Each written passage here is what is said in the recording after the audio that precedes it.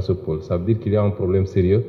Et la territorialisation couplée à nos options très fermes de maintenir la production au Sénégal. Production, extraction agricole ou toute autre production halieutique, mais de pouvoir transformer ici, dans ce pays. Cette option, elle est irrévocable.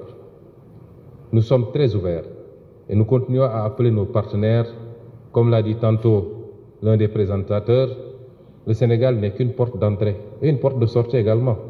Parce que comme on l'a dit, nous sommes à 6 à 7 heures de vol du continent américain, du continent européen, mais c'est une porte d'entrée sur un marché de 400 millions d'habitants, le marché de la CEDEAO.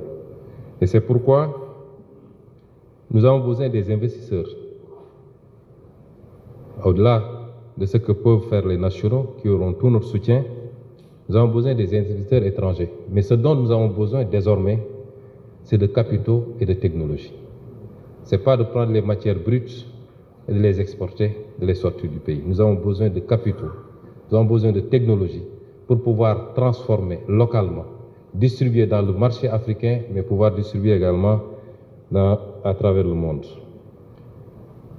Toutes ces réformes sont importantes, nous y travaillons. La stabilité sociale dont a parlé tout à l'heure le représentant du patronat, ça a été un chantier que nous avons pris sur nous et sur commande du président de la République, ce qui a abouti à la signature le 1er mai du pacte de stabilité sociale.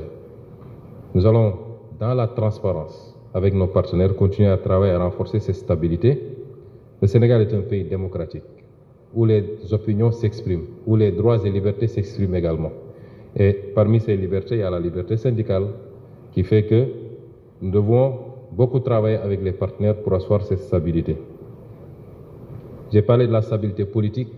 Comme je l'ai dit, ce n'est pas un besoin, ce n'est pas une urgence, mais c'est justement quand ça se présente sous cette forme qu'il faut prendre les devants pour réunir tous les acteurs et anticiper sur éventuellement les problèmes futurs. Et l'un des derniers défis que je veux soulever ici, qui est un défi extrêmement important, je le dis et je le redis. En tout cas, moi, en tant que Premier ministre du Sénégal, l'un de mes principaux combats, pour ne pas dire le principal, c'est le défi énergétique. Personne ne peut développer sérieusement et durablement un pays s'il ne gagne pas le pari énergétique. Et aujourd'hui, toutes les conditions sont réunies pour que le Sénégal puisse gagner ce pari énergétique. L'énergie coûte cher au Sénégal, elle n'est pas disponible.